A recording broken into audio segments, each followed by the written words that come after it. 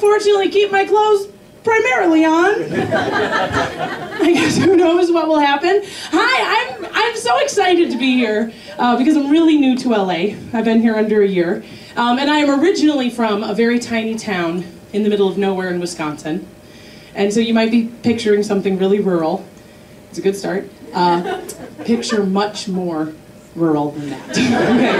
Like the kids from Deliverance are like, oh, you know, like these hecks are weird, you know, and it was weird. And I grew up actually on a dead-end road that led to 85 acres of unfarmable land in an unincorporated town that was so small it didn't even get a name. I know, it got a district number like the Hunger Games. District 2 if you give a shit, and why would you? There are a lot of things here in LA that there were not in my hometown. Like black people. And when I say that there were no black people in my town, I don't mean there were a lot of black people. I mean, okay, not one. And this was a problem because being black in pop culture at this time, like late 80s, early 90s, was it. Right? I'm talking Arsenio Hall, In Living Color, A Different World, Eddie Murphy, Michael Jackson, King of Pop, Michael Jordan, nobody cooler, right? So when I met my first black person in real life, I was 8. Her name was Joy, and she was also 8. And I don't know how this gem managed to slip through, but I was told, don't ask to touch her hair or touch it without asking, which I managed to do, despite my fascination with it. And it was great, I was over the moon. It's like, finally, my own Lisa Turtle,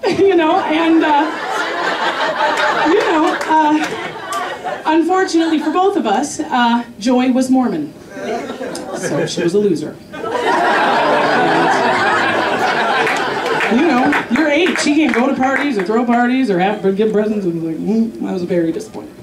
And we were so isolated out there in the middle of nowhere that my mother, Lana Adams, believed that homosexuals were a myth until very recently. And I don't mean she thought homosexuals were bad, evil, or anything. She just thought they were fake, like jackalopes. She was like, they don't.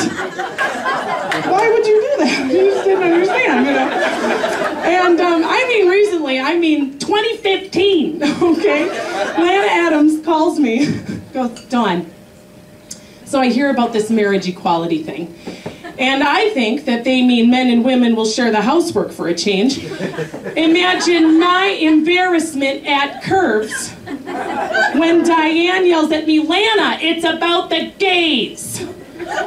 Well, you know how much I love Rachel Maddow, so either way, I'm for it.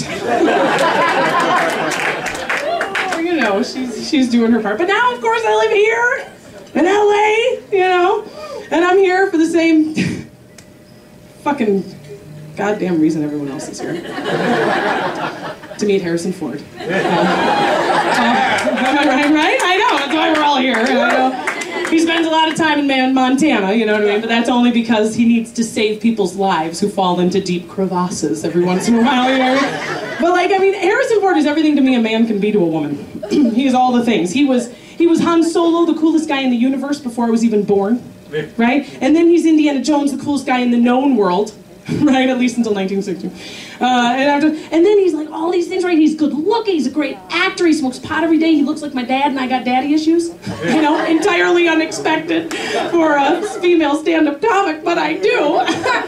And in fact, I brought to my 3rd grade class a cardboard cutout of Harrison Ford, and I introduced him as my father. I did that.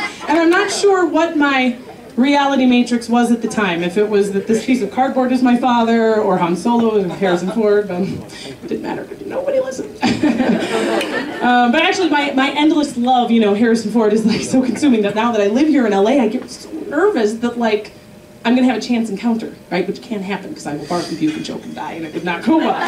So I think the only way that I could possibly meet Harrison Ford and not be terrible is if I'm dying, right, slowly in the rushing waters of a flooded river. And I have something sticking out of my thigh and bleeding out, and I'm holding on to like a slippery piece of driftwood, and I can feel the like I'm close to death. And then I hear, And it's him. And he's like, don't take my hand. And I'm like, I knew you'd come, you know. And in that moment in the helicopter, you know, half conscious and in the fetal position in his armpit, I would know that there was just no more natural thing in this world. Actually, my love of Harrison Ford is how I know I'm not a lesbian. And a lot of people think I am a lesbian, which is great. I don't mind that. I think lesbians are great. I think naked women are great. I think kissing women is great. If you haven't done it, they're very soft. It's a good time. But it's wonderful. It's really kissing women. Ooh, am I right? Top shelf. It is. It's fantastic.